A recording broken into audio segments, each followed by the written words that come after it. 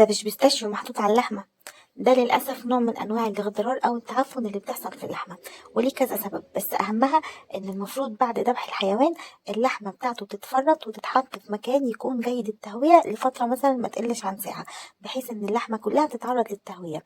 ده علشان حاجة اسمها التشمع يحصل للحمة. التشمع ده اللي مسؤول عن سلامة اللحمة فيما بعد، بسبب إن احنا ندي فرصة لحمض اللاكتيك إن هو يتكون ويعمل مفعوله على اللحمة، يقتل الميكروبس ويعمل طراوة للألياف. وللأسف عندنا مشكلة إن في أماكن كتير وخصوصا في الأرياف في ظاهرة إن حد لسه ذابح فنروح نجيب لحمة لسه سخنة. دي بقى أسوأ حاجة ممكن تعمل المنظر ده، اللحمة اللي لسه سخنة وما اتهوتش كويس وما اتبردتش كويس بعد الذبح هي اللي بتعمل المنظر ده، لأن ما حصلهاش تشمع وحمض اللاكتيك ما تكونش، فبيحصل لها تعفن حتى لو شلتيها في الفريزر. فناخد بالنا ونشتري لحمة من مصادر موثوقة، وحتى لو هنذبح في البيت لازم اللحمة يحصل لها تشمع. بس كده.